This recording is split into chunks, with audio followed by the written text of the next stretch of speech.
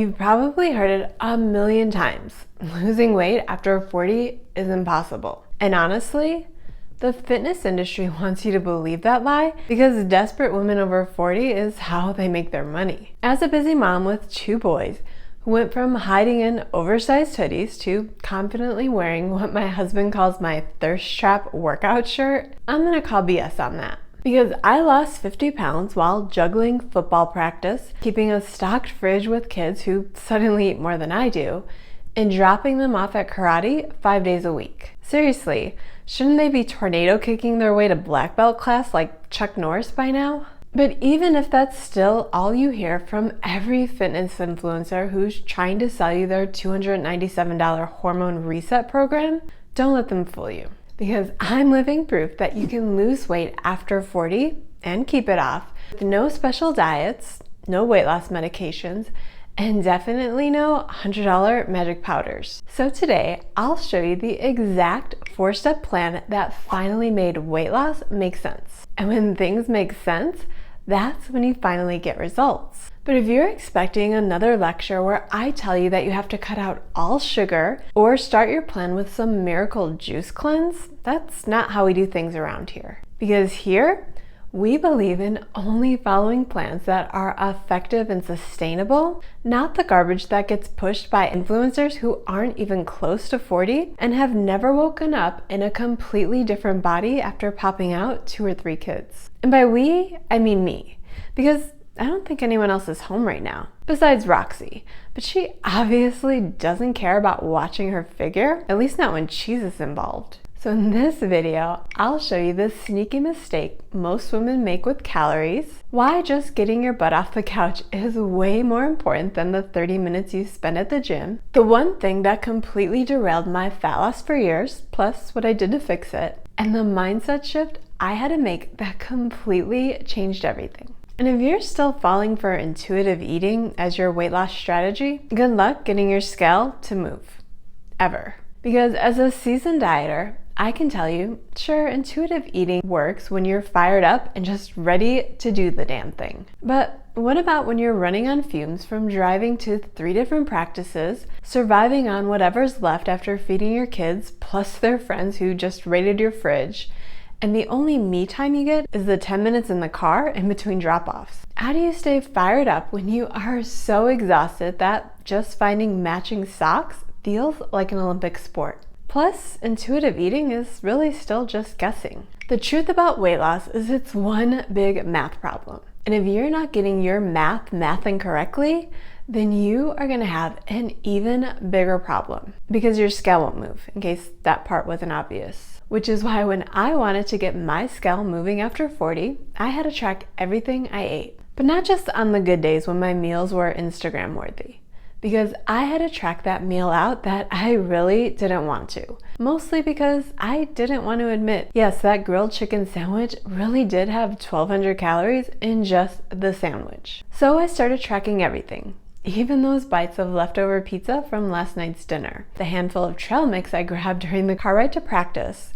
And yes, that second cup of coffee that I needed after the morning rush. Not so much for the 5 calories that's in the coffee, but because of the 100 calories that I poured in cream, which definitely matter. Because yes, even those sneaky nibbles while you're cooking dinner for your kids who just keep begging to get Pizza Hut count. And if you don't count them, say goodbye to progress. The point is, you need to manually log everything you eat if you want to lose weight consistently. Now, I know what you're thinking, but these apps aren't 100% accurate. And you're absolutely right, they're not. And you're not 100% accurate whenever you're logging everything either. But here's the deal. Your body is counting those calories whether you track them or not. So why not give yourself the best chance at real results by getting as close as you can? I remember when I started tracking. I thought I was eating closer to 1,600 calories. Turns out, I was around 2,200 calories once I took my weekly average into account, which is exactly why my scale just kept going up, even though I thought I was doing everything that I could to get it down. So no matter what some new agey influencer tells you in a relaxing monotone voice, if you want to lose, you gotta track. Now, if you are someone who already tracks every bite, are you just eyeballing it? Or do you actually weigh everything out? I'd love to hear which method you use and how it's working for you. Of course, for tracking to work, you also have to be in a calorie deficit. If you're not sure how to figure that out, I have a video that explains it step by step. I'll add it into the description for you to watch next. But not yet, because we've still got 3 more steps to get through in my easy fat loss plan. And this next step, it's actually the opposite of what you've heard pretty much your entire life. Because the cardio bunnies of the 90s, they got it all wrong. You don't have to bounce around like a rabbit on crack for hours every day to lose weight. But if you want a sustainable fat loss plan that works long term, you do need to get off your butt and actually move. Back in the day, I'd hop on the elliptical for 30 minutes and feel like a cardio queen. So when I heard some influencer yammering on about hitting 10,000 steps, I thought, of course I got this. I'm on the elliptical every day. Back when cardio was my fat loss plan, I'd hit the elliptical for at least 30 minutes. Then I'd sit around for the next 23 hours thinking that I could compete for Miss Fitness USA with all of this cardio. But once I actually started tracking my steps, that's when I learned that I was barely cracking 3,000 steps, which explains why I was gaining weight even though I was working out every day. Turns out, 30 minutes of exercise doesn't cancel out the 23 hours of sitting on your butt. And if you're still telling yourself that you don't have time to walk, that's probably why you're stuck. Let us know in the comments your excuse for not moving more, because maybe we can help you figure it out. Now, even if you are losing weight while sitting on your butt all day, I hope that you don't actually expect to keep it off, because you won't. 90% of people don't, so I don't think any of us are really any different. Which means those 8,000 to 10,000 steps a day, they matter way more than you think, so it's just something that you have to figure out. Not because all of those steps torch a ton of calories. To be honest, they don't. But because they do keep your metabolism humming and your appetite in check. And if you think hitting 10,000 steps a day is impossible for your busy schedule, I used to think that too. But then I got strategic. Walking the track while my kids were at practice, walking to the far bathroom during halftime of their games, and I quit competing for the closest spot at the gym. Because seriously, we're at the gym to move our bodies, so why does everyone fight over that first spot? If you're currently tracking your steps, tell me how many you get most days.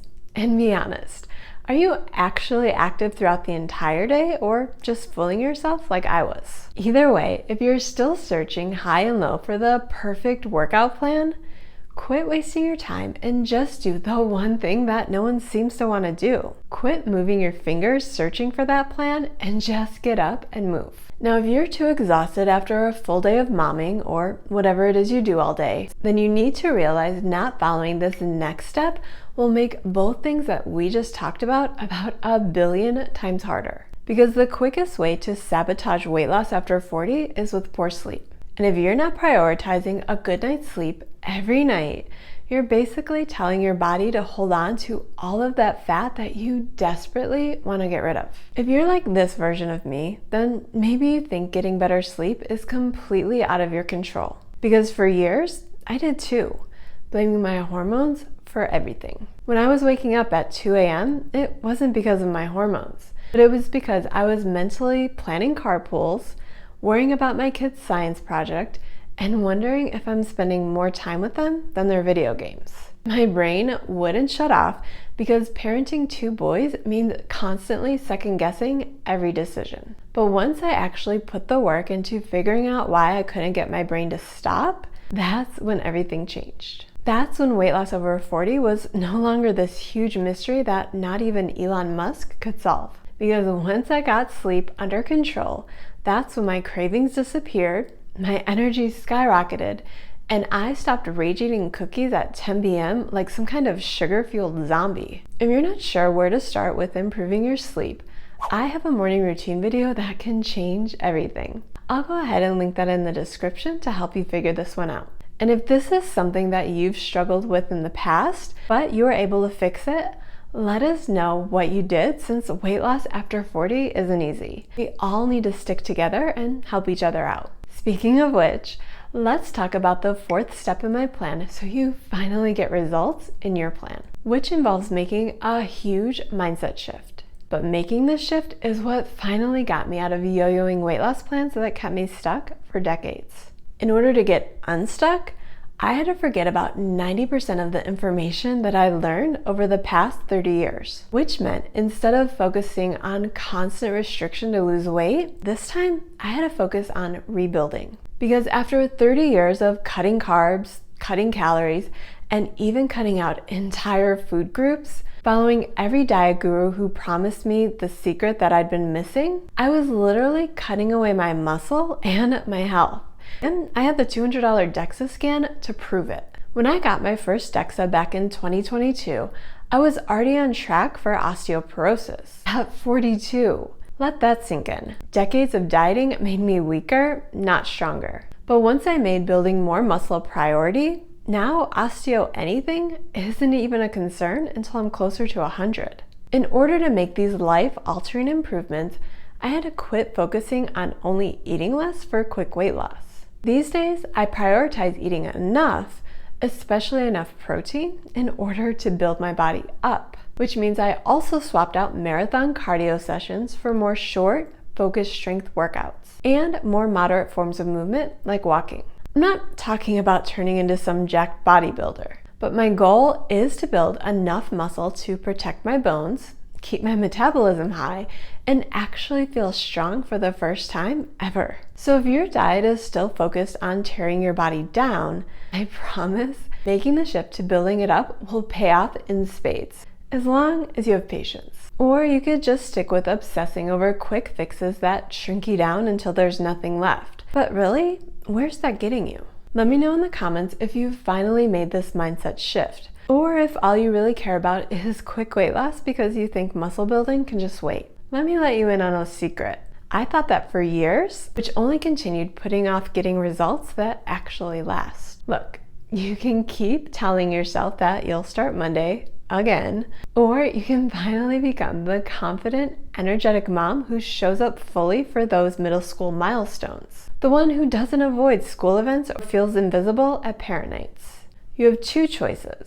Another year of feeling like you're just surviving all of this mom life chaos, or 6 months from now being the mom who has her life together while everyone else is still struggling. Now, if this plan got you fired up and ready to put in the work, I don't want you to stop. Watch this video next where I walk you through an entire week of what it takes to lose fat over 40. Because even if you're not ready to follow every habit that I do for easier fat loss, this might be the spark you need to create a routine that finally works.